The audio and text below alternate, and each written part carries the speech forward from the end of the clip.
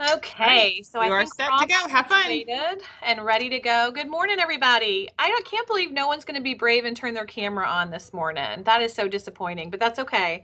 I love you anyway.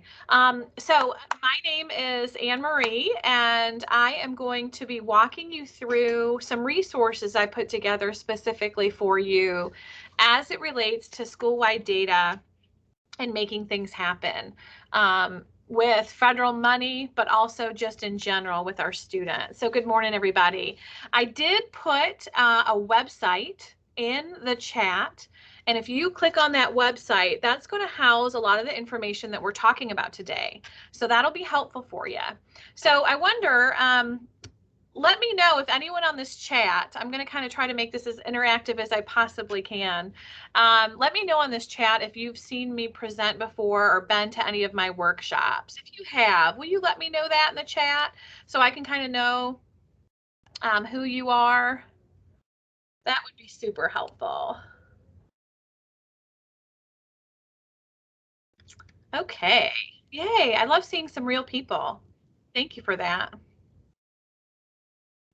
Thank you for that. My first time. Okay. Good. Yep, I'll share the website in just a moment for you folks that are looking at the website. All right. Oh, thank you. Thank you, Emily. You shared the link as well. That is a Google website I made just for you guys for today and tomorrow so that we can kind of take a look at what we're talking about and how to make good decisions based on spending, whether it be Title I money or federal money, or I don't know if you guys are like me, but there's a whole lot of money out there being thrown around, and sometimes it's hard to know exactly how to use it and how to use your data to kind of let you know what makes most sense. So I'm Dr. Taylor. I have been in education. This is year 22 for me, and I am currently a school leader at Horse Creek Academy in Aiken, South Carolina, which is actually under the Charter Institute at Erskine. We have been, I'm in the same situation you guys are in, so hopefully that helps a little bit when it comes to planning. But what's most important, and what if you guys are fiscal folks or Title I folks, or I'm not sure exactly what your roles are, but let me tell you what happens a lot of times when you talk about planning for spending money is usually you're given a timeline that's not realistic, right? And you're rushing around to kind of get everything done. And there's a lot of pre-work that goes into this data decision making process that I think is important to talk about a little bit. So we're going to take a look at something on the screen in just a second when I share it. And I would love for one of you to be brave enough to read what's on the screen so that it is not just about me. So I can't wait to see who's brave enough to do that. So let me go ahead and share it with you. Okay, so take a look at what's on the screen and let me know. Is anyone brave enough to read that for me? There's no hard words, I promise.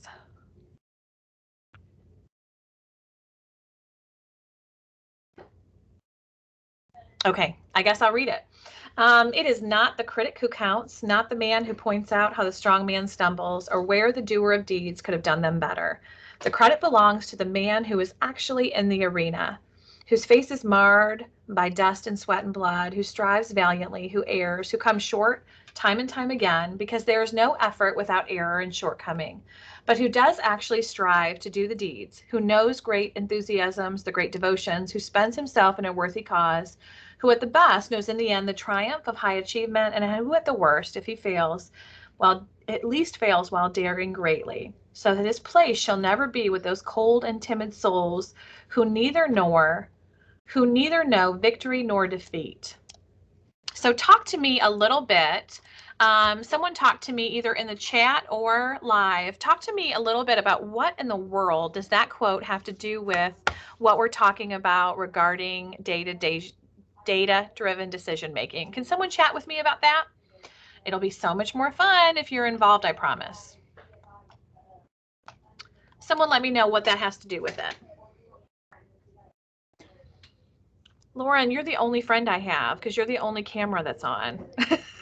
Can you put the quote back up there? Yeah, absolutely. I will totally put the quote back up. So let's talk about, and it's okay, there's no right or wrong answer, but Lauren, take a look at that quote, especially at the end.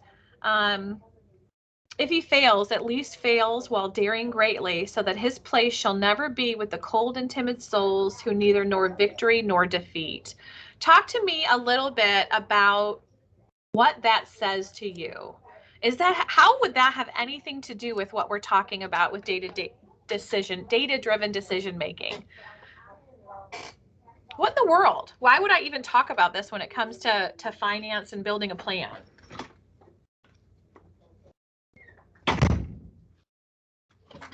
Can you think of how it would relate? To me, it feels like if you're failing, well, at least you tried. Right. Okay. So that is definitely one way to look at it. This quote kind of represents a lot of different things in education for me. And this work that we're about to talk about, making decisions based on data, is more than just filling out many papers or creating a form or filling out a checklist. And it's hard sometimes, at least I think it's hard sometimes to see it that way. Why is it hard to see it that way?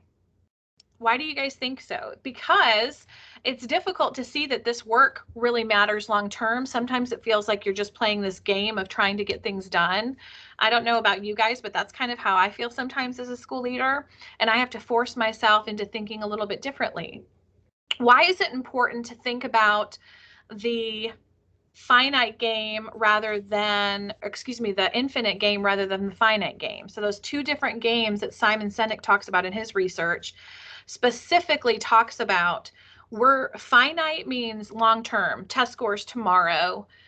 It's more of a long-term, short-term goal, like I want to see test scores come up next season or next semester. So I'm thinking about what I do right now. And the infinite game is a little bit longer. Yes, I'm concerned about the goals right now and the test scores right now, but I'm also concerned about the legacy here in this building, the legacy that these kids are building, what they're getting not only in pre-kindergarten, but also for 12th grade as they graduate. So I'm really trying to take that quote from Theodore Roosevelt that Brene Brown used in her research and her book, Dare to Lead, and partner it with this idea of an infinite game. We are here for the long haul. So today's presentation will help you overnight in trying to make good decisions. But my hope is it kind of gives you a different perspective to think about how we make decisions in a school building long term, because we're in it for the infinite game. Does that make sense? So I really want to talk about some of the strategies and things that we do long term. Just to give you, many of you are first time folks with me, and since we're recording, I have to behave a little bit more than normal.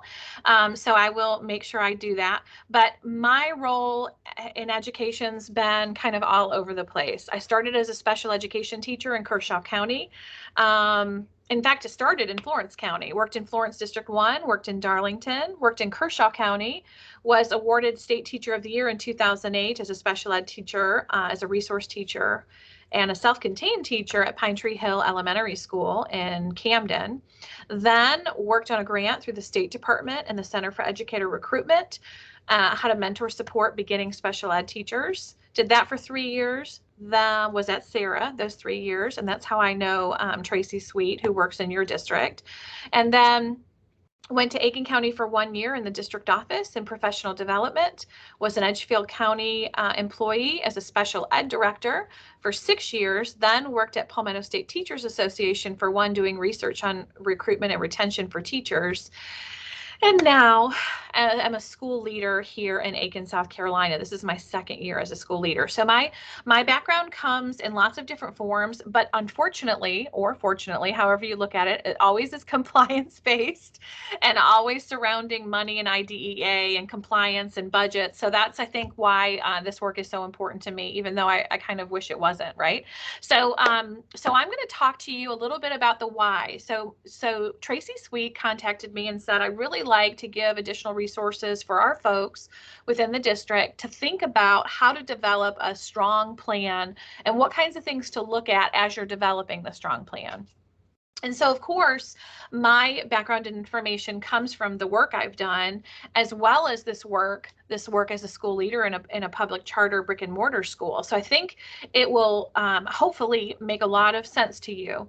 But in doing that work, I wanted to build a website, not just a one-time professional development sit and get that you may or may not learn from, but long-term to have this recording as well as this website so you guys have full access to the way my brain works around making good decision making. Does that make sense? So I'm hoping it works out for you.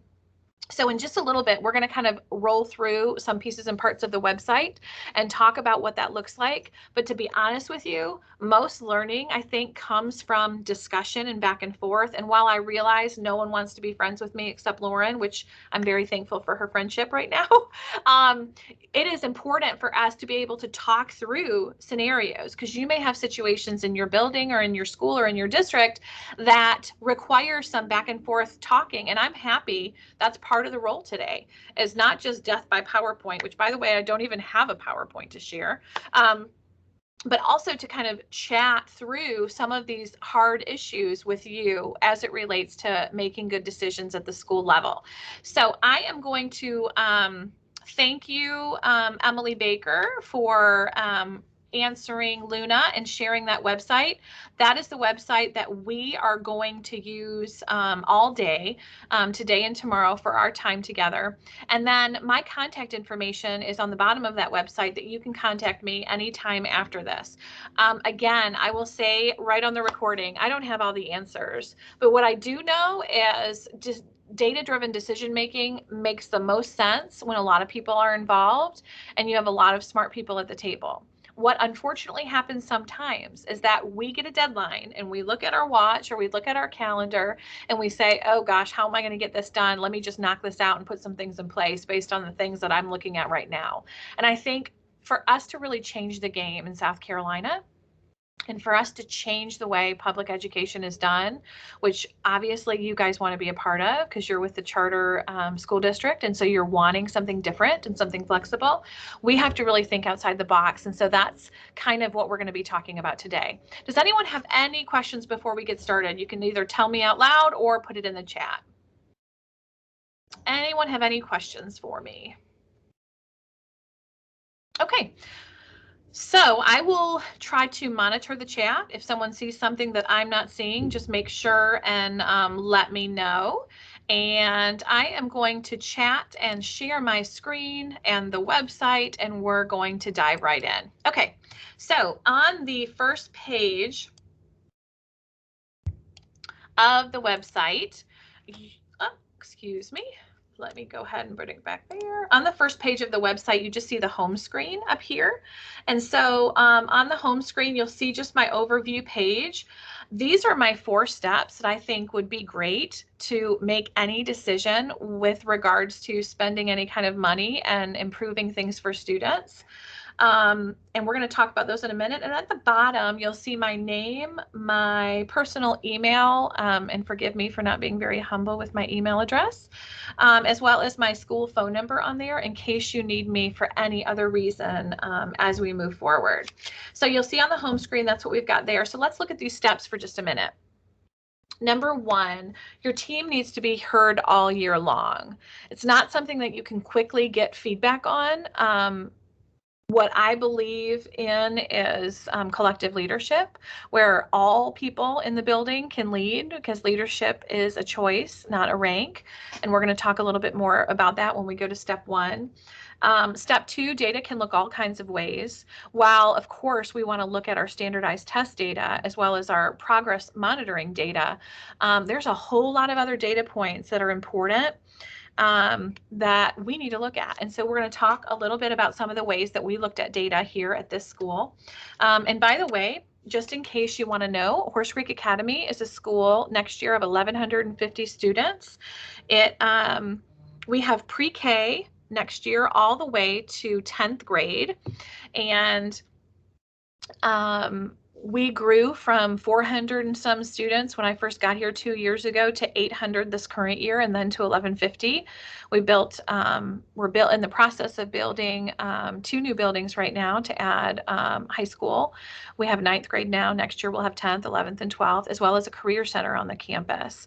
And so you'll learn a little bit about us through this conversation, because I want to make it as real as possible for you.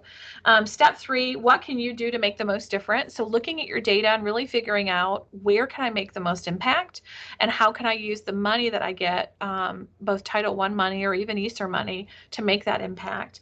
And then communicate to your stakeholders all the time, not only where you're going, but the why of why you're going there. And I think these are most important. And again, you'll have access to this website at any time it is developed for you. Okay, step 1, let's take a look at step 1. The first thing is, your team needs to be heard. How can you make that happen without another faculty meeting? Who wants another meeting, right? Another committee meeting? Nobody.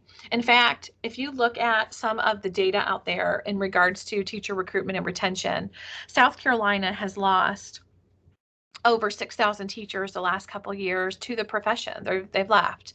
And when I've collected data and read the research on why teachers are leaving, they stay for one primary reason, and that's the students. The research says they leave for 2 reasons. Number 1, they leave because of their leadership. Whether we like to hear that or not, they leave because they feel like they don't have a voice and they don't feel supported. Number 3, they leave because of the heaviness of the bureaucracy and red tape. Well, as we talk about federal programming and these requirements, if we were in some other kind of setting, we would do kind of an altar call where you'd give me an amen, because it's a lot. The bureaucracy and red tape that overwhelms us in regards to funding can take our joy. And so we need to think about different ways that we can meet besides a faculty meeting. So I'm going to give you an example. And Lauren, since you are the one that I can see with your camera on, when I start playing this podcast, I want you to give me a thumbs up to make sure you can hear it, okay? So let me give you an example of a different way than meeting as a faculty to get the why, to get the where we're going out. One of the things as a school leader here, I did instead of faculty meetings, and true story, all year this past year we had 2, and they were to celebrate a winner of some sort on the staff. We have what's called a bobblehead winner, which is basically a ridiculous version of me in a statue with the head bobbles. I received it as a gift, and it's fabulous and ridiculous all at the same time. But we give a bobblehead award winner out, and we had to meet twice to give that award out. So that's the only reason we met in person this year. Obviously, COVID impacted some of our get-togethers as well. But one thing I started as far as explaining the why, because so much of what we do in faculty meetings is logistics and could be sent through email or other things. But what you want to hear from not only the school leader, but the leadership team, whether that's teacher leaders or office staff, is the why behind some of the work that you're doing. Teachers leave the profession because they don't know the why. And so I want to really help them understand where we're going and the why of where we're going, why we're going there. And so I do that through podcasts. And so those quick podcasts that I do on Anchor, it's totally free. You can use it just with your cell phone. And it's a way to get your message out, whether it's for funding or data-driven decision making. I do that through a podcast, and this was one of our most famous podcasts. It's called Is Being an Effective Instructor Enough to Be a Part of the Village? And it's just a couple minutes long, and Lauren will let us know if you can hear it. So if you click on there, you should be able to pull it up, but if you can't, you can go on Spotify or any other place, Anchor, that you find podcasts. And so let's take a listen. Lauren, can you hear it?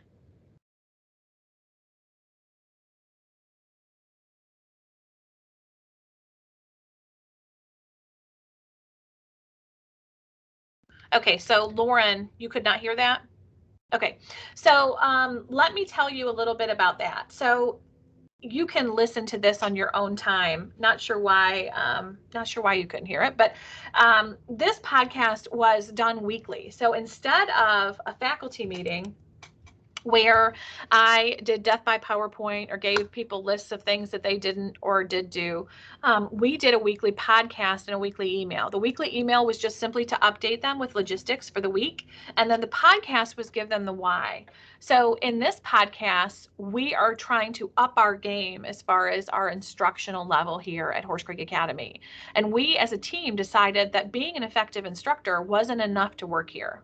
So what do I mean by that? We wanted a few more things like grit and flexibility and an all-in behavior. And because we wanted that, we wanted to be able to share our hearts through these podcasts, which I didn't always do.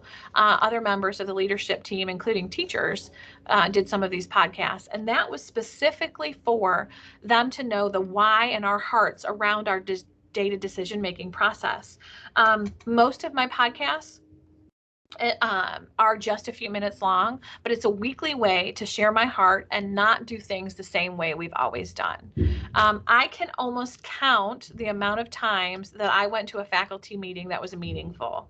I don't know if you feel the same way, and of course I'm not making fun of the school leaders out here, but most of the faculty meetings I attend are not good and it's not great teaching. And so I wanted to be able to flip that a little bit for them and give them information about the podcast. Let me see if I can send the link through the chat and see if that works. So give me 1 second. Let's try that out. And Lauren, I'm going to pick on you again. If you can pull that up in the chat, let me know.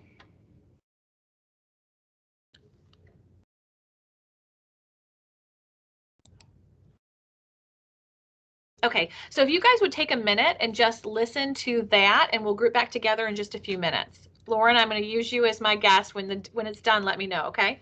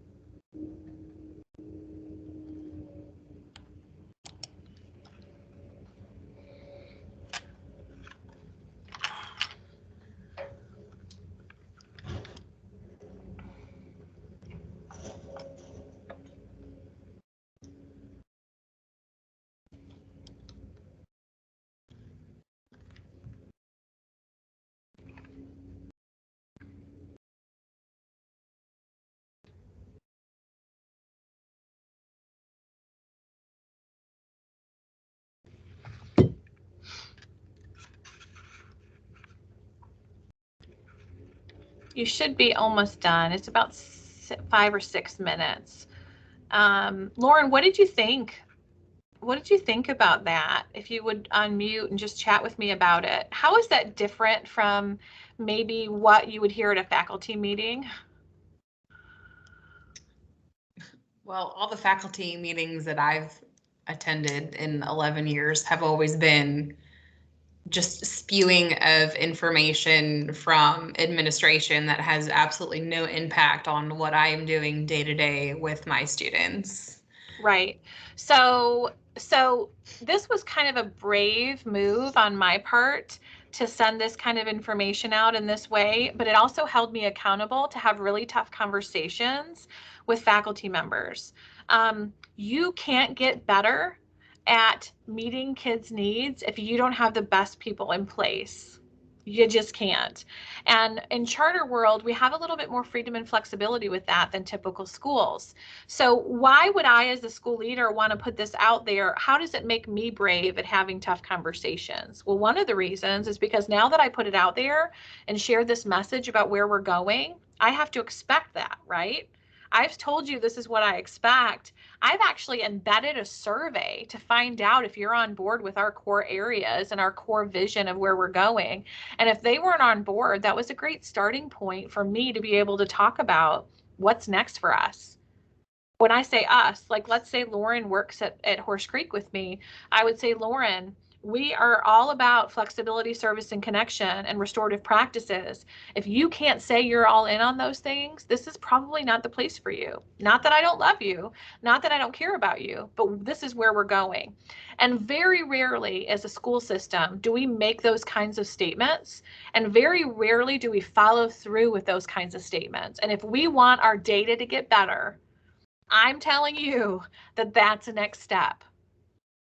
And it doesn't have to be just from the school leader. This is a team that we need to create in each building that helps make these data decisions. And what better way than to do it through some of our new ways that we gather information, whether it's podcasting or YouTube or instant messages or even what we're doing now. What better way to get information across where we all don't have to be in the same room? We all don't have to be looking at the same 75 slide PowerPoint. And we all can be making decisions based on where we're going. I will say this, if you don't know where you're going, you will never get there. So we're going to talk about norm setting in just a minute, which is so critical to this work. But I think a podcast is just a simple way to get an idea of where we're going and to get the message out there. And it's a way for you to do it for families too. There are some podcasts that I released on social media for our families to listen to too, knowing that they could tune into any of them if they found us. So I needed to make sure I was not disclosing too much information about my friends and my families that are pretty intense. But that's a way to do it, and it's free through an app called Anchor. You can do it from your phone, and that's how that was done, choosing music and choosing what I needed to say right from my phone. And I typically do it Saturday evenings or Sunday mornings for the next week, and send all the staff a listen. So you can check out any of those podcasts on there to kind of see some of our other stories. The other way I do it is I don't call things committees. Why? Because for 21 years, I hated being assigned a committee that I wasn't interested in. So one of the other things that we do is we call all of our teams. Because I want, and I use a lot of Simon Sinek's work. In fact, here they are. Hold on. These are the 3 books that all this research comes from. And it's not just about making good data decisions, it's about leading totally differently. Dare to Lead is Brene Brown's work. Unbelievable, life-changing work. If you are interested in understanding the social emotional aspect of adults and their learning, Dare to Lead is one of my favorites. I would absolutely read this today. Like, let's stop this session right now and go get it and read it. That's how good it is. And so much of this work we're talking about is based on her work. The other piece of work that this is all based on is Simon Sinek's The Infinite Game. Also, not an education book, but such a life-changing book for seeing the big picture rather than just next semester's scores. I don't know if you guys are like me. I didn't get in this for test scores. Unfortunately, my boss probably would not like to hear that, but I didn't get in this for test scores. I got in this to change the course of history for other humans, and this helps you get that perspective. Simon Sinek's The Infinite Game. And then my final choice for the most important work and making good data decisions is Crucial Conversations. And it is such a tiny book, but it is about having the bravery and getting rid of guilt and shame and having really tough conversations with both students, parents, and faculty members so that you can have your best team. So those are kind of my book recommendations. And I would recommend that to anyone, whether you're a classroom teacher or a custodian in the building, which, by the way, we even renamed those people, and they're members of our beautification team. So names are important. That's totally not what we're talking about today, but anyway. Okay, so I'm going to share my screen again and show you the rest of this page so that you can kind of see what I'm talking about. Then we do our teams, and we call them different things, but they're always named teams. And we always make it an option. If no one on our faculty wants to join a team, they don't have to. But if they want to join a team and they want to be a leader and they want to put themselves out there, we always ask them, hey, here's a description of all the teams we're creating. Do you want to be a part of them? And here's what it looks like if you're a part of that team. For example, if I'm leading the team, we're not going to have a lot of meetings and a lot of our stuff is going to be done online. If Cass is leading a team, they may meet a couple times. So we put our norms for each team based on who's leading it, and it does not have to be administrators that lead it. In fact, I encourage administrators to not lead it. And we encourage our teams like that. So that is flexible and free. Now, remember, when you think about the reason teachers leave the profession, you think about lack of voice and choice, and you think of lack of the bureaucracy of kind of overtaking you.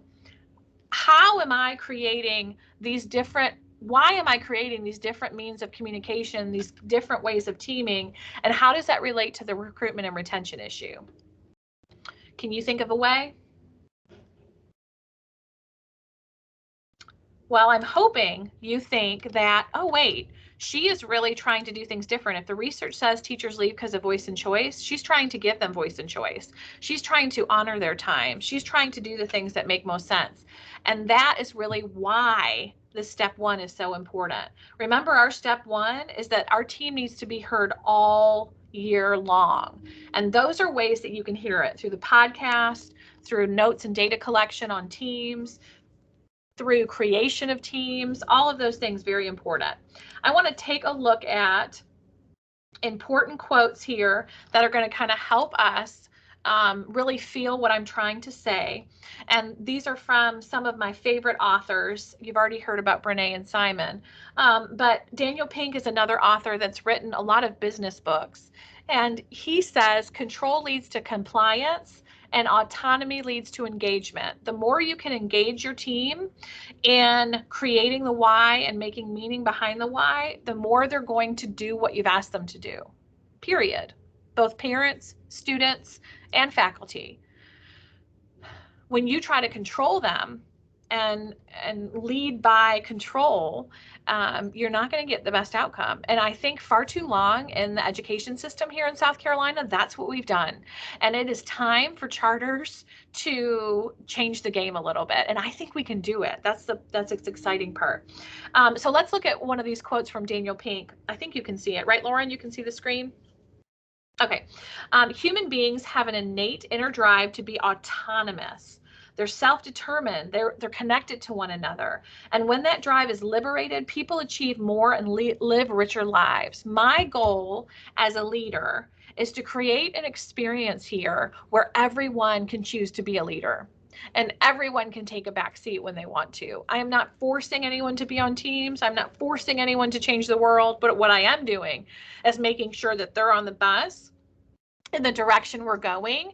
And, you know, people in their lives go through periods of leadership and lack thereof, and that's okay too. I just want to make sure that we have a safe, inclusive space so everyone feels like they can lead. Leadership is not about being in charge. It's about taking care of those in your charge. And remember, leadership is a choice. It's not a title. Trust is built on telling the truth, not telling people what they want to hear. We don't build trust when we offer help. We build it when we ask for it. The responsibility of leadership is not to come up with all the ideas, amen, but to create an environment in which great ideas can thrive. And that's really what this section, this first step, is about. Creating an opportunity for people in your building, families, students, faculty, to create an opportunity for them to make decisions and for them to own the decisions that they make. A team is not a group of people who work together. A team is a group of people who trust one another. So those are some of my favorite quotes, and that is embedded into this section here. So if you click on that expansion tool, which you probably know this already, you can just kind of check out those different things. But this is all different ways in step one of how we create a space for the team to be heard. Did anyone hear something that they might be able to try? And you can answer in the chat, or if it's just Lauren and I, we can talk together. Did anyone hear anything that they maybe could use out of creating this idea that you can share the message without creating another faculty meeting, and you can share a message all year, even if your plan isn't due until September? Anyone hear anything that maybe they could try in their building?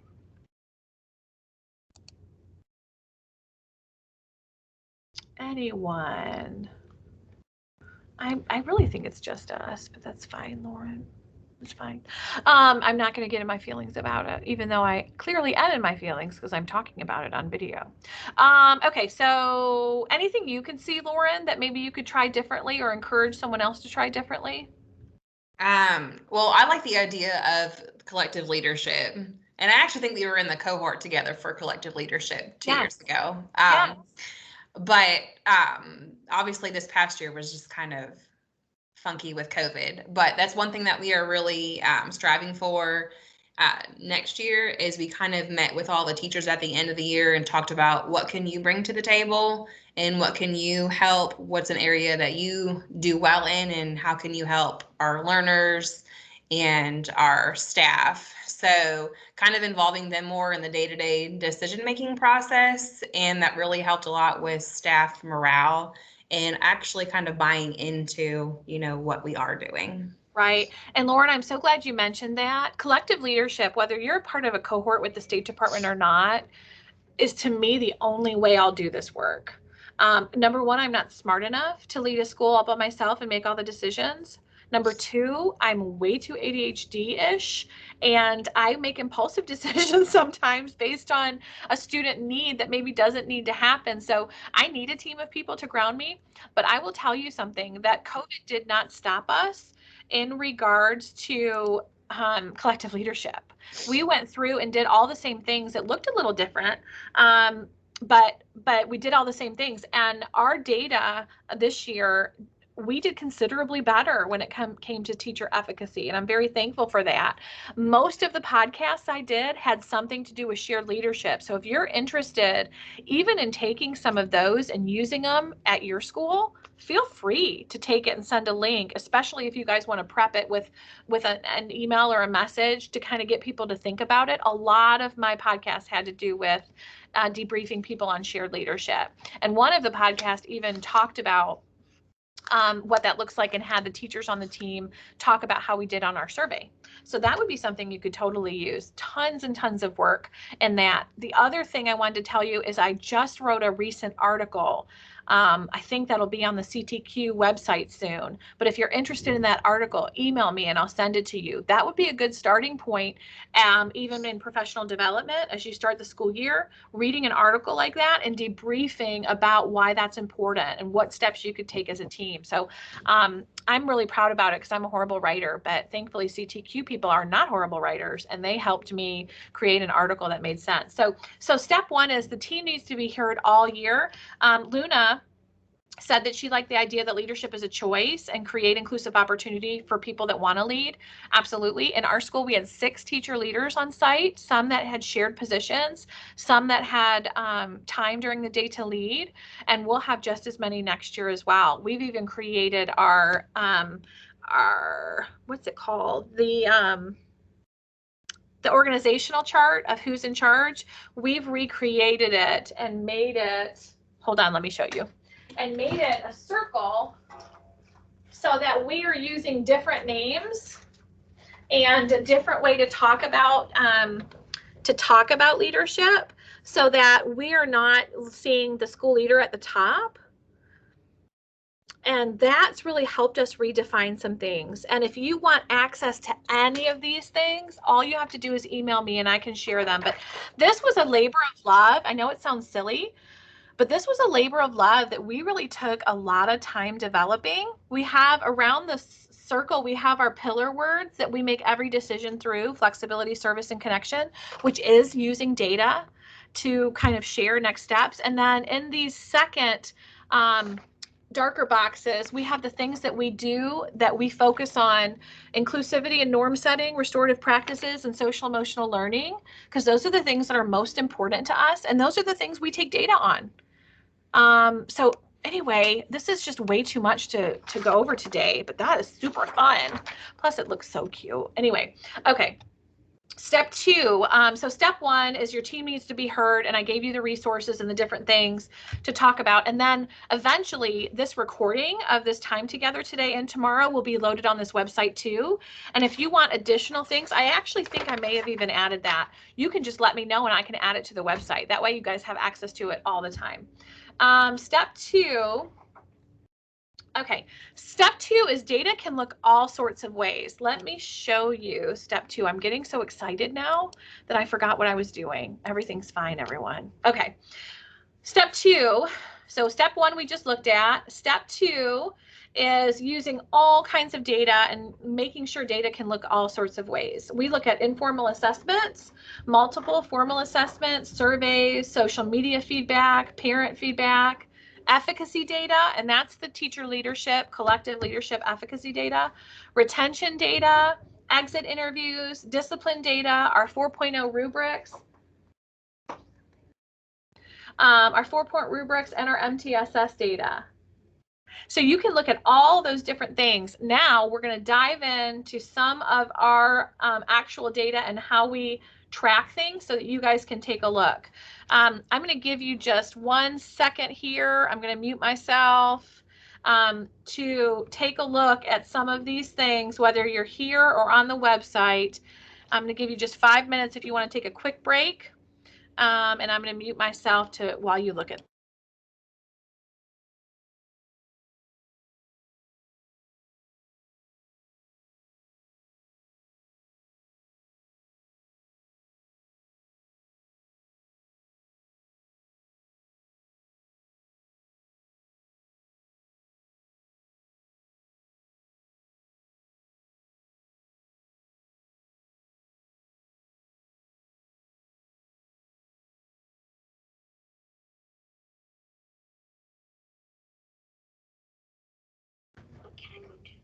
Okay, so if you take a look at some of this information, this will kind of show you what I'm looking at. I'm going to make this larger just to kind of show you how we track and what our focuses of growth are. And this is just from our MAP data. This just gives you an example of who was below in fall and in winter. This doesn't include our spring yet because I created this for you before that was out. But it gives you an idea of how we look at MAP data. And of course, we look at MAP data. You guys do too. And so that's important to look at MAP data, especially for progress. This year was unfortunately a lot more tough than I thought it would be regarding data. I don't know if it was for you guys, but I expected our kids to grow a lot more, especially because we've been in school 5 days. And we didn't. So we have a lot of work to do in regards to that. The other piece of data that we take very seriously, and MTSS is something that everyone has to do, but we take it very seriously, and we take pretty extensive notes in our MTSS meetings, and we make sure that everyone on the leadership team, including many teacher leaders, make this a priority, and we do it during the school day. We get parent volunteers to come in for coverage so that this kind of thing does not have to happen after school. We usually block off 2 hours every week or every other week, depending on the schedule, to take a look at lots of different things to create MTSS data information. And that's data that we use and track. But let me show you an example. This is something I created a couple years ago, and I think this helps us understand the importance of what MTS is really about. And I included this old document that I created when I was a special ed director in Edgefield, because it tells you the purposes of the data team. And data team essentially is MTSS, but it's so much bigger than just finding students that might qualify. And if you don't use MTSS in this way, I think you're really doing yourself a disservice, because this is the data that we use almost on a consistent basis to make decisions. And you see how, if this is just something, a process that you do to fulfill a requirement, can you see how you would waste your time? If this is just a process and you don't actually discuss all these things at length with a team of people, it's a waste of time. But data team, for example, will inform strategic planning, determine staff needs in regards to professional development, identify achievement disparities between subgroups, which of course you have to talk about, especially with federal funding, construct ongoing and coordinated systems committed to decision making that's based on data at all levels, determine academic and behavioral needs of students, support ongoing progress monitoring, measure the effectiveness of teaching strategies. And there's a lot of times that we get into a data team and we find, for example, consistent first graders that are lacking this experience or lacking this skill, or maybe in third grade, and we realize it's a teacher professional development issue, and let's go in and walk alongside of our teachers so that we can figure out how to fix this core issue. And being able to have those tough conversations and being able to take accountability for those conversations are essential. So let me group back so I can kind of show you the rest of this. The other thing I included on here, and let me show you, is all the different tools we use for collective leadership, which I think even if you're not in a collective leadership cohort, it would be important for me to make good decisions, to have teachers at the table making these letting you hear these voices. But we create our purpose and our why using this map. We also take a look at obviously our efficacy data, which is listed on this sheet, as well as looking at our purpose map. And this is actually our actual purpose map that we used when we created our problem of practice. We said that we were apprehensive of shared reflective practice because of the lack of vulnerability and the lack of shared leadership. This is a data point. We looked at our data and realized that we needed something different in regards to ownership and shared leadership. And so that's why this coming year, we're going to do a book study on crucial conversations, because if teachers aren't vulnerable and they're not able to share, that's something that we can work on and fix. And so that's a real life example of using our data in a different way. And then we always look at this change matrix. And if you're not familiar with the change matrix, do you remember the change matrix? Yeah, this really helped us because we would look at our data for efficacy and see that, of course, people are confused. If they don't know where they're going or their vision, of course, they're going to lead to confusion. So you look at this chart, and if you don't have supportive administration, you're not going to have very much action in your building, right? If you don't have capacity or resources and not enough people know where you're going and are doing the real work, you're going to have frustration. If you're not going to have logistics and work structures in place, this is not sustainable. If you don't have shared influence and people don't feel like they're a part of the team and your teacher leaders don't feel honored and supported, that's where burnout happens. So this is really interesting because as you look at your data, this change matrix should be a part of your vocabulary and maybe posted so that you guys can actually make some decisions based on some of the issues you see. We had a lot of frustration because of our growth and our increased numbers. And so we were seeing frustration because we had to work on some of our capacity building. We had a few people doing a lot of the work, which is like how it is in most schools. And so we had to spend some real time training and giving professional development for some other teacher leadership positions so that we could build our capacity. And so all those things are super important. But if you take a look at that website and all of those different collective leadership tools, there's a ton of information on there for you to be able to use.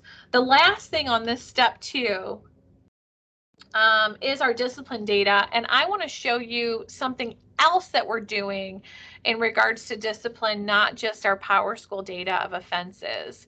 So let's take a look at that. So this is an example of our restorative justice form. And you can play around with that. But anytime we have a restorative conversation, which is a total different way to do discipline, anytime we have a restorative conversation, we track it. So this year we had 130 tracked restorative conversations.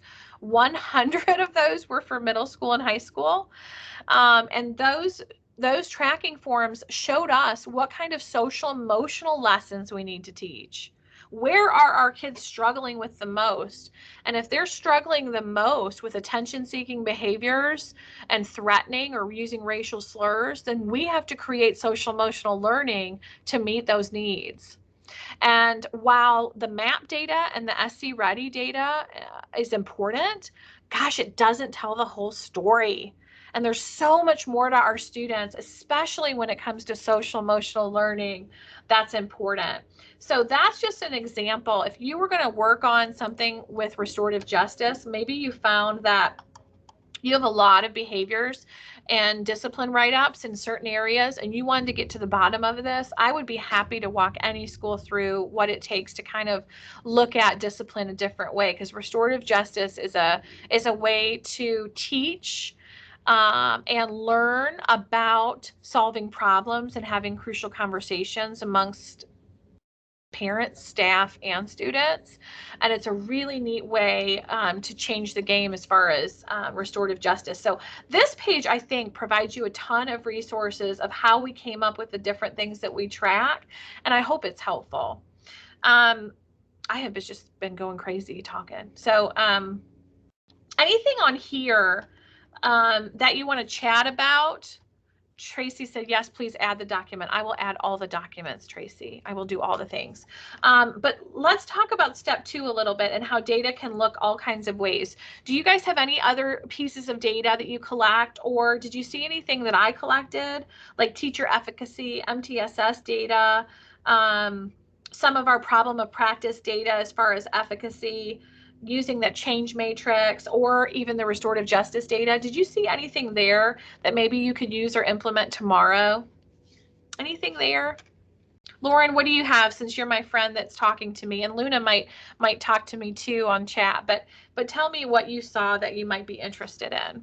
The restorative justice piece. We do restorative justice, but we don't actually use it as a data point. And I think it's really interesting how you're looking at growing them in their social emotional development, because I think that's really important. And that is definitely an area where we could improve upon. So I'm going to steal that. Right. I hope you do. The other thing I wanted to tell you, I'm interested in restorative justice too. Okay, perfect. Love the exit interview for data. Perfect. Love the use of the exit interview for data. Yeah, exit interviews are also really good for data, depending on if people say answer honestly. But yes, and sometimes the data hurts my feelings. Go ahead, Jacqueline. Okay, I didn't know if you could hear me. I just thought about that when going back to what you're saying about retention and keeping teachers and those type things, because this year we actually lost quite a few people this year. And I'm just thinking that we really should have done some exit interviews to find out what was going on, what were they thinking, because that would help us in our upcoming year to plan to implement things to make sure that we have that collectiveness within our school. So that's something as you said it, I text my HR person and said, make sure we get some exit interviews. So and you know that really, I love that you brought that up, Jacqueline. And let me tell you something. Sometimes the exit interviews hurt my feelings because I'm a lot. Yeah. And sometimes it hurts my feelings when I know why they left. But it's important for me to grow and for the school to grow. And so I think absolutely, Jacqueline, I'm going to add one thing to that. The other thing I did is I sent a reflective survey to all of our beginning teachers. And on this survey, all I asked was, hey, what could we have done better in supporting you this year? I literally had 1 or 2 questions on the survey, and the answers from my induction teachers were fabulous. And I always made sure I don't want it to be something they have to say out loud in front of their peers, particularly in front of their mentors. But some of the things they told me were game changers in regards to mentoring and induction. And just so you know, our mentoring induction was totally different. And if you're interested in our schedule to see what I did for mentoring and induction, we did all mostly relational off-site kinds of experiences monthly. Sometimes it was virtual. Sometimes it was kind of like a Google Classroom environment where I post some questions and posted an article specifically on maybe the dimensions or the standards on the rubric 4.0. But sometimes we just met for dinner. And those were the most important times. And I think doing your induction with a little bit more freedom and doing your induction that's a little bit more shared rather than talking at them is definitely a game changer. So I would definitely be interested in sharing more about that. I would love to get some more. And this jumps back up into what you said when you opened the session, which speaks to me all the time, is that most learning comes from discussion. And so I could see having dinner and being informal could really get you some information that you wouldn't get in a survey, you wouldn't get in a end of the year or mid-year conference. Right. So I love that idea. Well, and I'm going to tell you something. This gets me like on my soapbox where I can't shut up, is that we have gone so much to product in our work as educators, and we have forgotten about the relationship piece. And every single thing I'm telling you, as far as what works here and what's changed the game for me, is all relationship based. Even down to, and let me give you a real life example, even down to me having a list of faculty members. Like, so for next year, I'll have 130 people, and every week I have a different person on my agenda to reach out to and love on purpose. So I will split that. Yes, I will split the 130 people up into groups of 2 or 3, and every single day I either, when their name comes up on my agenda, it's literally on my Artful agenda online, I either make a personal connection or a personal text so that we feel connected, because otherwise, as a school leader of 130 and 1,150 students, I can't connect. I have to force myself to connect. And sometimes as school leaders, and by the way, when I say school leaders, I don't mean the principal necessarily. I mean anyone that's taking a leadership role. If you're a classroom teacher and leading your team, then those people's names should be on your agenda. And if you're trying to build relationship with specific parents, those parents' names should be on your agenda. And I think that is the only way we're going to change the game. I think that's the only way, because guess what? We've tried everything else. And usually we've tried it for just a couple of weeks, but and then we've regrouped because we never see things through. Well, I'm going to definitely add that, Dr.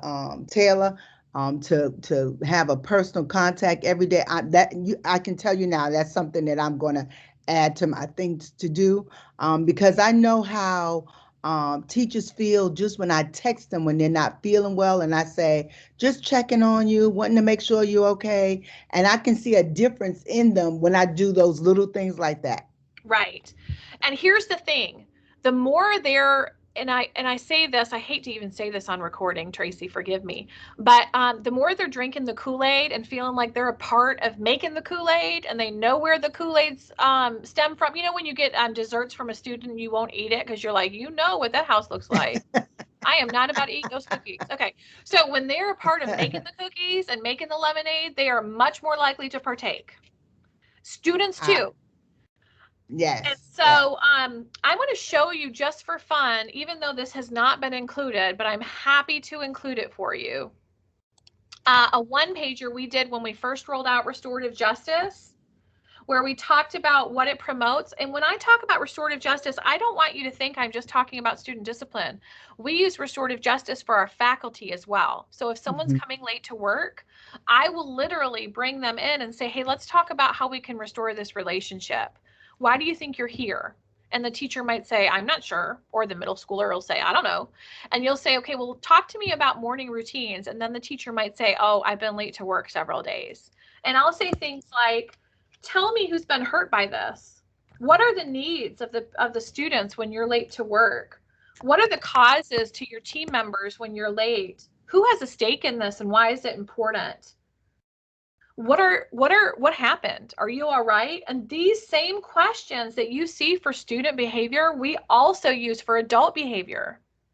And I will tell you, it changes the game when you talk about crucial conversations with faculty, because you hold them accountable, and rather than writing them up and sending them an email with a write-up, I actually meet with them. Let me give you another example.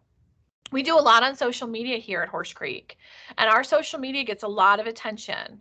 Thousands of people tune in to our social media, and last year our intro video had like 25,000 hits.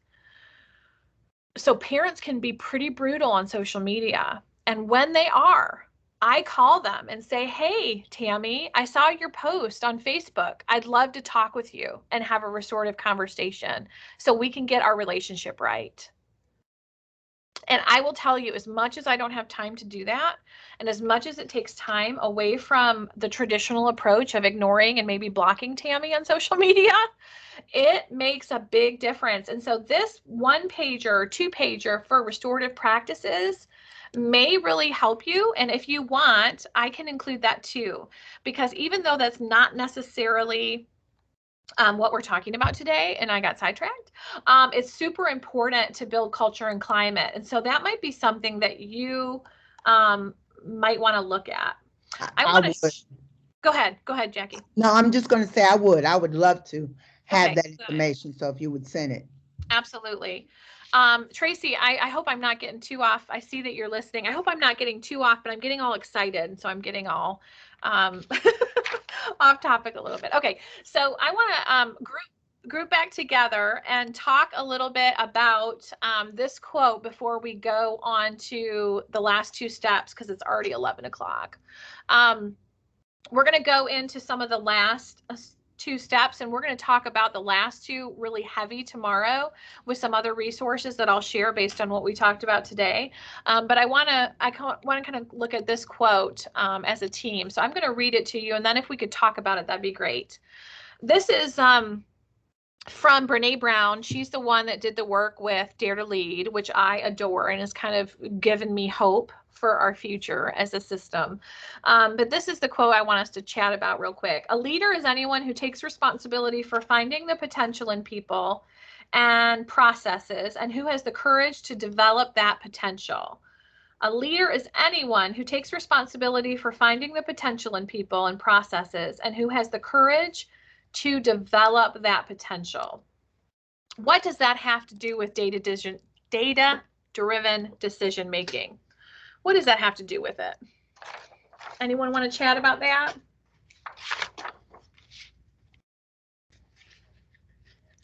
Lauren, what's your role in your school?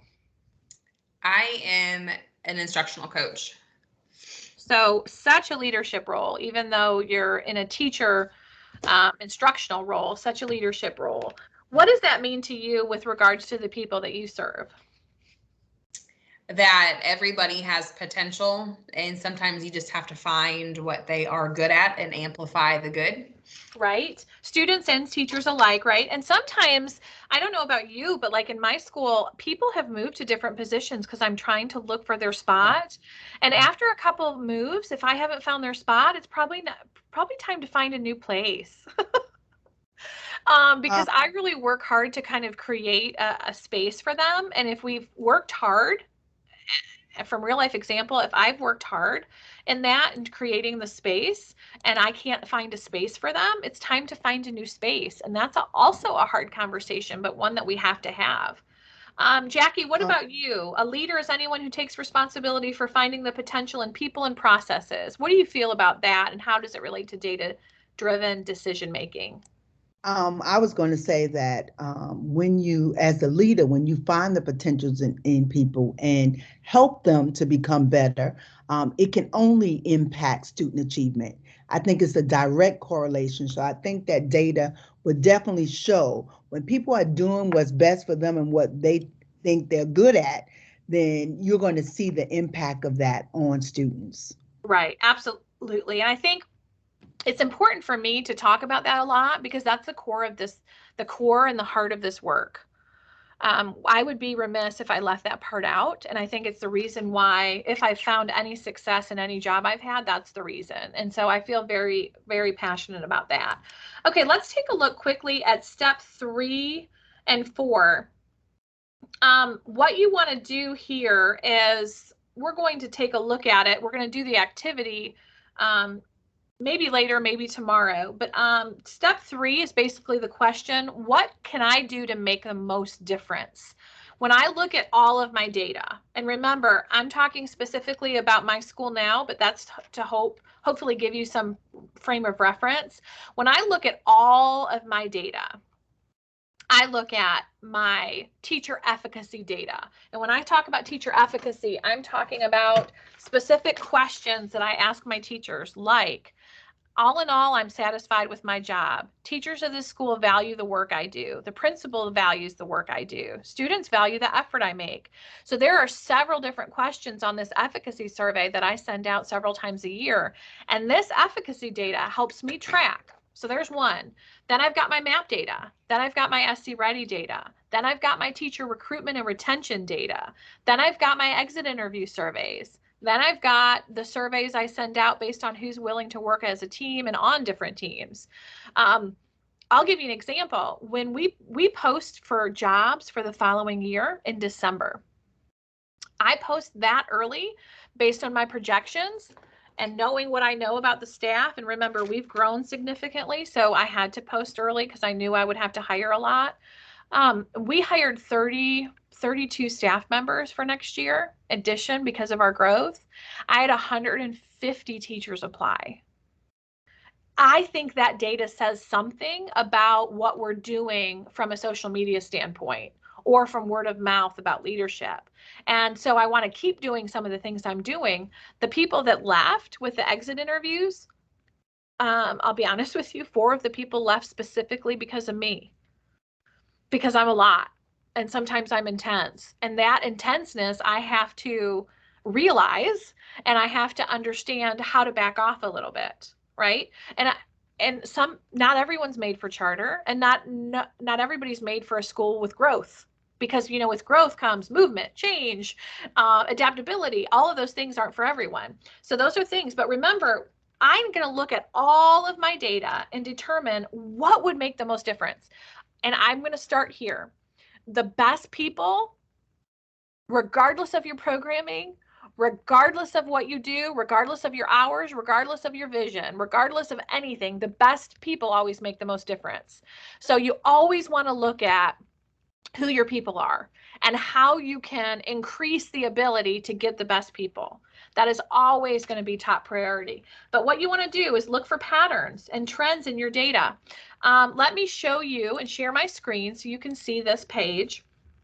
On this page, you'll see your patterns and your trends, the question. I also included Tracy Sweet's PowerPoint that she gave you when you were doing some of your work. I believe it was with federal money in Title I, so I included her PowerPoint.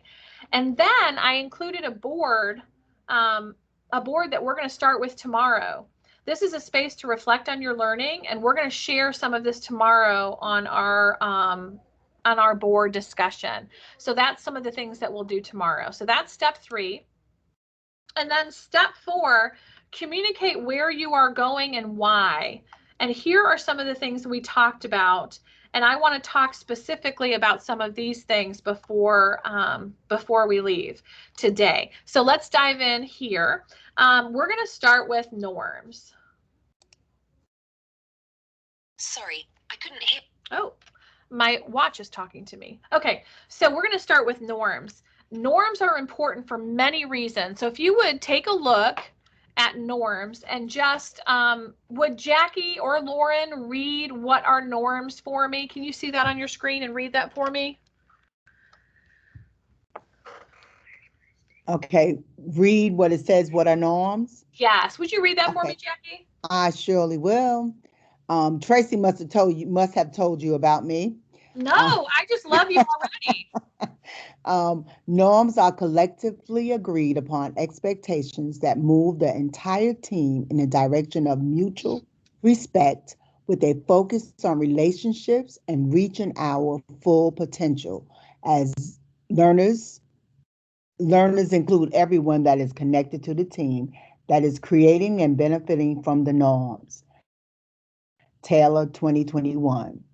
Norms also called. No, Want go me to ahead. stop? You're good. Okay. Norms also called social norm, rule or standard of behavior shared by members of a social team. Norms are more specific than values or ideals. Honesty is a general value, but the rules defining what is honest behavior in a particular situation are norms. Okay, so let me give you some examples. When we talk about rules, and I'm going to take us off of this presentation for just a minute so we can chat about this. For some reason, that helps me process. I developed that definition for norms specifically because it's such a need. Rules, remember, if we go back to some of our first slides, are compliance driven, right? Rules are compliance driven. They're not autonomous. And norms are very autonomous. I'm going to give you an example in just a second. I was looking around to see if I had my poster in my office, but we create norms for parent meetings. Every teacher create norms when she meets her students. We create norms as a staff and a faculty. And if we have specific teams, we create norms around those teams.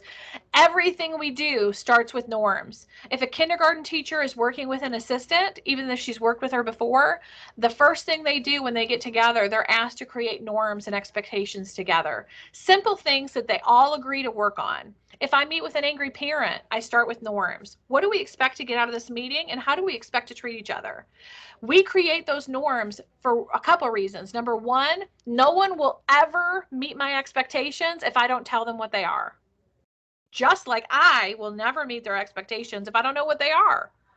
And so long in education, we have gone to, here's the rules, class, here are the things we expect, but we never get a voice and choice from our people. When students come up with their own norms together, and this is, by the way, from real life work in ED self-contained classrooms for many years in my own life, when students are a part of the norm decision-making process, they are much more likely to adhere. And so this document gives you, let me share my screen again. This document gives you everything you possibly need to know about how to establish norms, the roles of the facilitator, an example of the norms that we created here at Horse Creek Academy, as well as a next step for your organization. This, to me, is the number one thing to do when it comes to creating a decision-making process for your school. There's no way you're ever going to reach your goals if you don't even know what you expect from one another. And the one thing I want to point out here is the driving force for norm setting is something I got from Brene Brown's book. And it is clear as kind and unclear as unkind. And when you look at our norms, let me give you an example. I'm going to give you a real life example. I think it's on my door.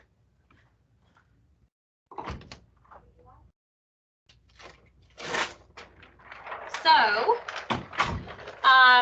forgive me for getting the actual poster, but I think it proves that we actually do this. This is something that we chart at the beginning of school, and we review it every time we meet together, either virtually or in person. And if I see a teacher doing one of these norms, you know, these teachers that are on my list to give them sugar however many days, let's say that Lauren is on my list for today, and I'm going to look for when Lauren met the norm. I'm going to say, you know what, Lauren, one of the things on our list is see a need, fill a need. And every time you show up, you look for needs and you fill them. Thank you for that. I am going to honor the fact that Lauren is a part of our team and is following the norms. What happens is Lauren can't wait to show up again and do the right thing because she's going to be honored for that. Just like all the kids in my classroom feel that same way. So on the first day of school, when teachers report, some of the training we'll do is around this norm setting. And even though we did this training last year, we're going to do it again this year, because you should be talking about the norms on the first day of school, just like on the last day of school. And that's a way to help behavior and help culture and climate in your building immediately. And culture and climate and the best people make the most difference. So this 2-page document I included on there is literally all you would need to begin to do this work. We teach the teachers and everyone on staff about this process, and then every teacher on the first day of school establishes norms with her group or with his group. And so in every classroom you'll see norms, and it's not because I think it's the only way to do business, but it's because I want them, students and otherwise, to know that voice and choice matters here. It's one of our core pillar words, connection, and it's also a way that we do business in regards to discipline. And that makes a difference when it comes to creating a data-driven decision-making process at your school, because everyone knows the expectations. And that's really, really valuable. So that norm sheet, I hope you love. I spent a lot of time trying to develop that and creating a way to define what I kind of do naturally. So that is the definition's way too long. I realize that, but that is kind of a work of art for me, because it's something that I've worked on pretty consistently. And then those are all your steps. So that is super cool. The other one I included is what I showed you earlier, this idea that shared leadership is important, and I wanted to make sure it was important for the team. And then we have all of the different people in their roles, so they know what teachers are doing what, because there's so many teacher leadership opportunities here. I wanted to make sure they lead. Now, there's something on this that might surprise you. Take a look at the titles. And if any of you that want to talk are brave enough to talk, tell me why you think those titles are different than a typical principal or assistant principal.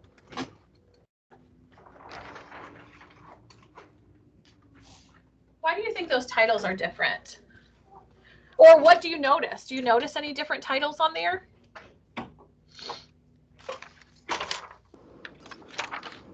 Hey, Anne-Marie, it's Tracy. I'm still traveling, but I love the fact that you have yourself as lead learner. Love that term. Why do you think that makes a difference, Tracy, in regards to culture and climate and collective leadership? Yeah, I think it's so important because your teachers understand that you're also learning and that you're all in this together. It's not you at the top. You're all working collectively and making decisions together and learning alongside your staff, your teachers, your parents, your students. Right. And being able to admit that I'm broken, messed up too, and that I'm going to make mistakes. The other thing I wanted to point out specifically, Tracy, as it relates to these planning documents, as you're trying to figure out plans to spend money the right way and to make the most difference for kids. Do you see how this is not something I can just do with a survey right before a plan is due? This is so much bigger than that.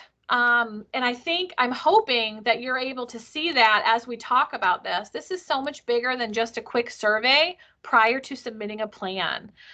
This is kind of creating a whole experience for our village, which we call our school, the village. It's creating an experience about the village that's much bigger than just a survey, right? So that's important. So that's on there for you to review. And then we'll take a look at this one. Flexibility, service, and connection. I'm going to share my screen again. So this one, we list out our mission here, and we look at our enrollment growth, and this was fall to winter comparison, a little bit about our geography and where people come, and then kind of our building plan. But this is the kind of work that we submit and share with our school community so that people feel like they're a part of the process. And it's not just us knowing what's happening, but the community feels like they are a part of the process. So that's a little bit about that one. So this gives you an overview. So we spent an hour and 20 minutes giving you an overview of the website. And what I'd like to do for the remainder of the time today is to use this Padlet on step 3. You see the Padlet on step 3. You can go ahead and check that out. And I'd like to be able to use that and chat as a group. So if you guys would take a look at that Padlet and see if you can begin to create and answer some of those questions. And then based on some of the things that you tell me in the Padlet, that's what I'm going to base our training tomorrow on.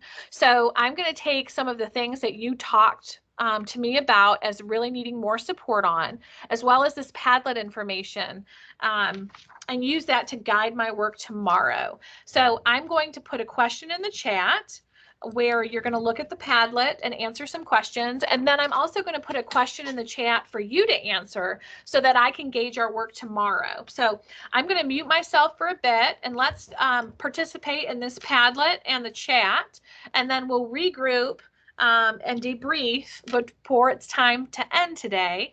And once we debrief, that'll help me build your work for tomorrow. So I will be listening if you need me, but I'm going to put myself on mute and begin to chat and Padlet with you. And your Padlet is on step 3 of your web page that I gave you, and it should be totally interactive. So let's see if it works.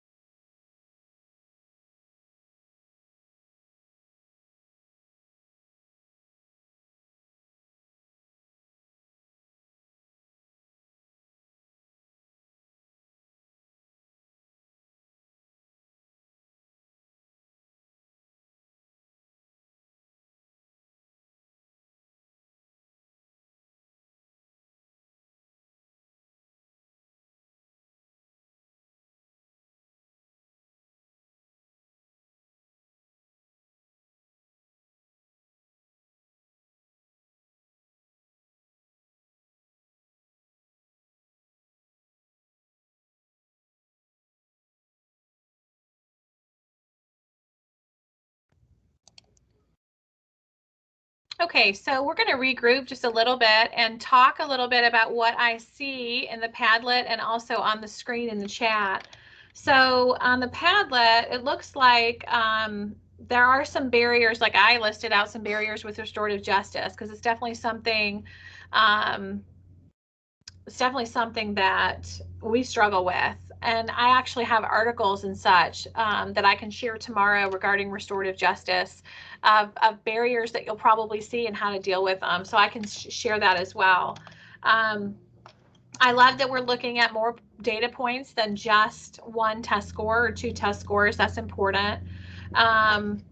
We know that we have to pull in different data pieces for the coming year, and maybe listing some questions on teacher efficacy would be important for our data collection. I see that some of you really value that team approach with your school, so you might want to pull that in for important data collection. And then I asked about SMART goals. Anyone listening, do you guys need help with SMART goals at all tomorrow, or is that something you know how to do well?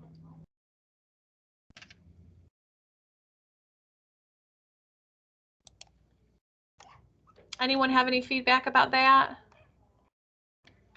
Dr.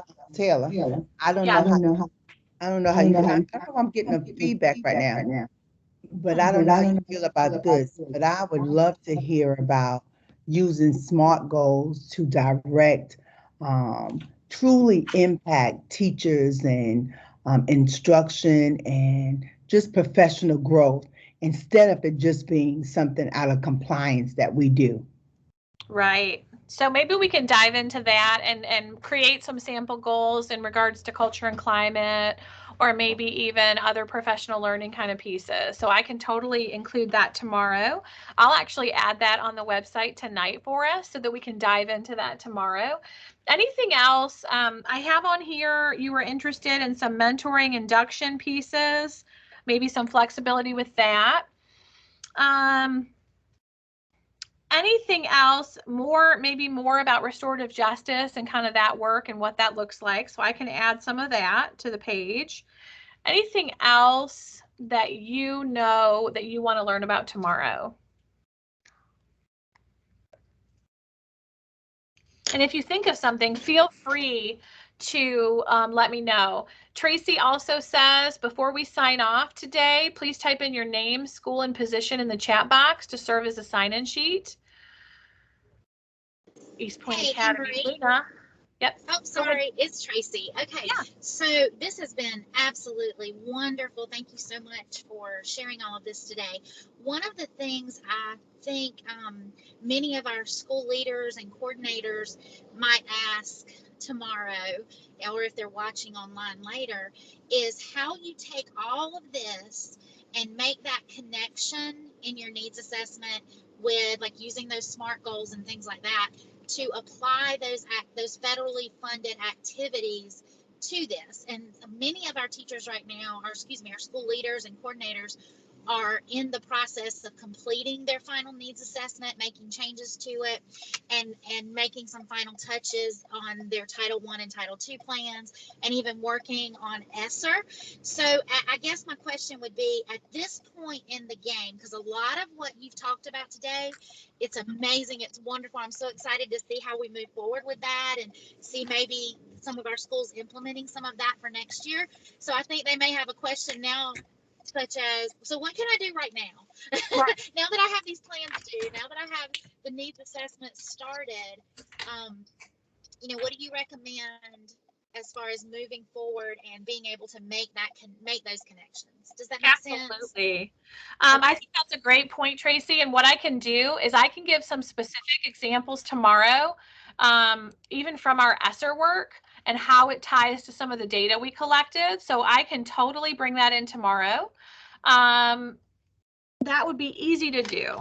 So what else, guys? And by the way, do you notice the strategies I'm using with both the Padlet and this discussion? Why does this strategy I'm using align with some of the things I talked about? Can you make the connection there?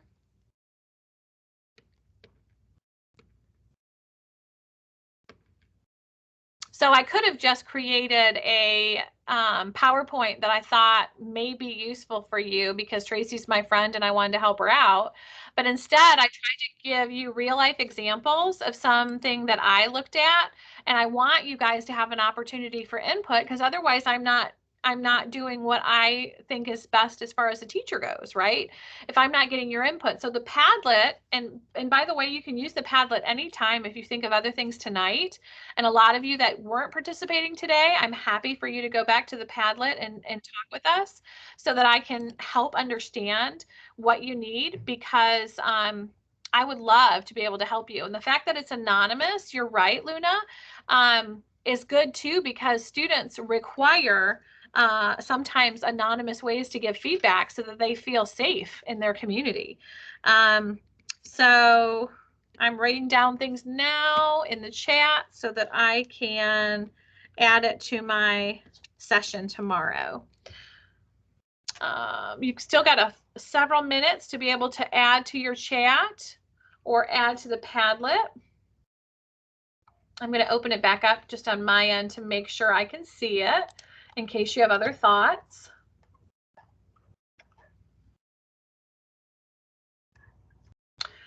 Some of you talked about barriers being follow through. Absolutely. Because if you don't expect things to happen, they won't, right? So follow through is definitely a barrier. So right now I have for tomorrow more information about the mentoring and induction process, SMART goals in regards to data that you looked at with teachers and instructional services, restorative justice, more information about that in some of my handouts. And Tracy's feedback was how to take all of this and make the connections of what to do now, connections with current ESSER Title I and other federal plans. And then I wrote a note to talk more about what's working and what's not and how to get specific feedback from your teachers, so I can share that as well. Is there anything else for the good of the group that we need to talk about before we dismiss today and move on to reflection activity? Anything else you can think of?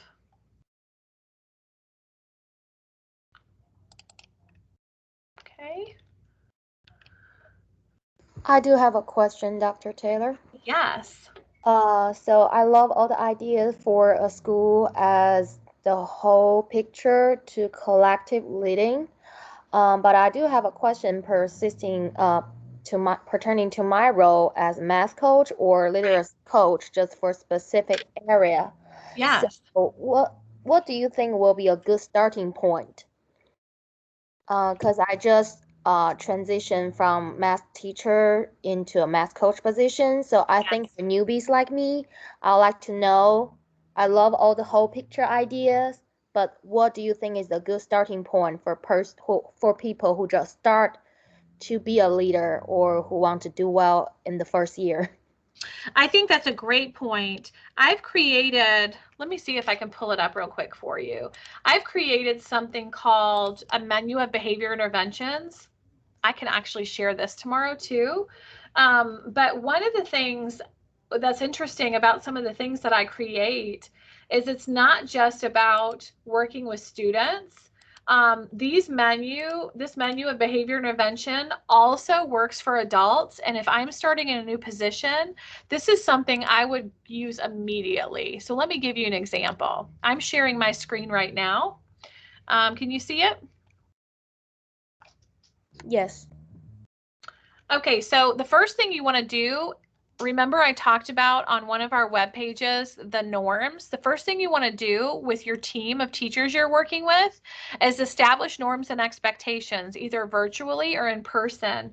And I have that whole one pager to talk a little bit about that. And so you want to establish norms first for the people that you're working with. Then you need to kind of ask them what's working and what's not working. What has worked for you in the area of math coach or instructional coach, and what has not worked?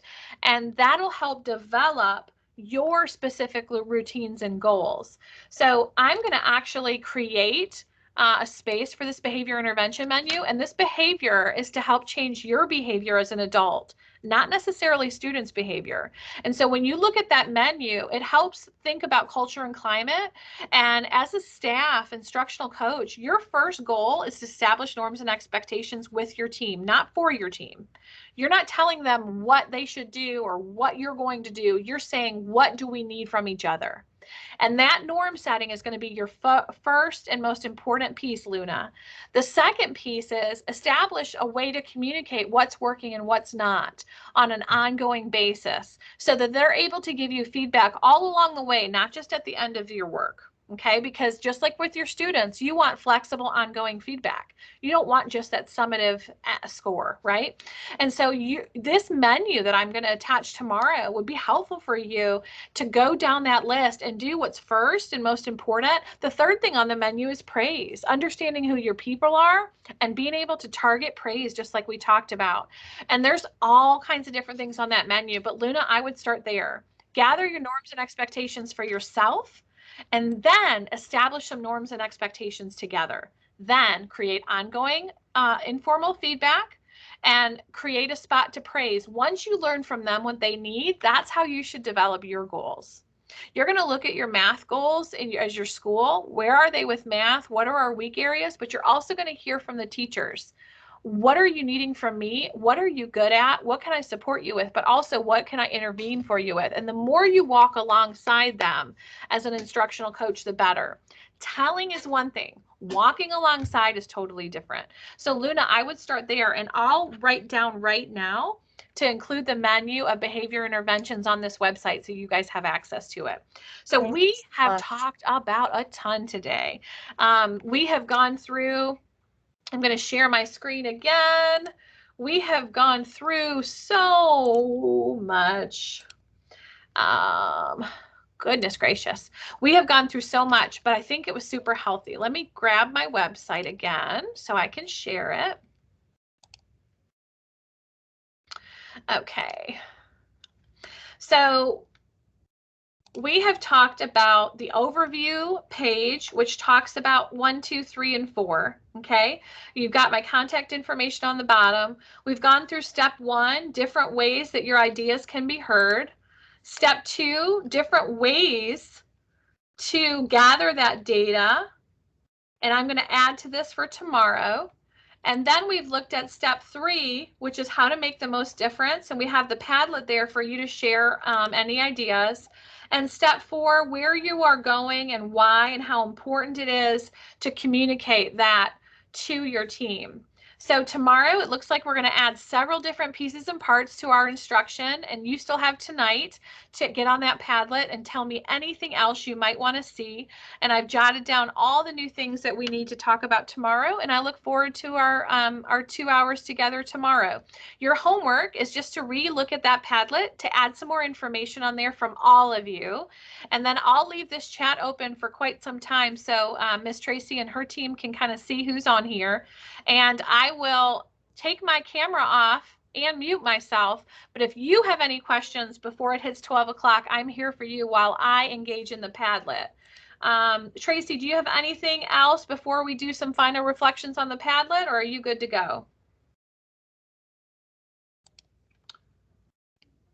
I think she's probably good. So if you guys need anything, I'll be on till 12. I'll jump back on tomorrow from 10 to 12 to add in all these new things we've talked about. And if you need me, you let me know.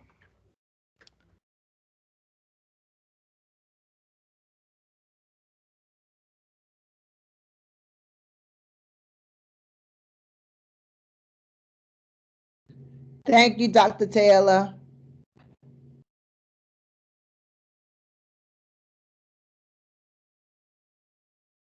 Thank you, y'all. I'll be here on the Padlet for a while, but I look forward to seeing you guys tomorrow with all our new resources.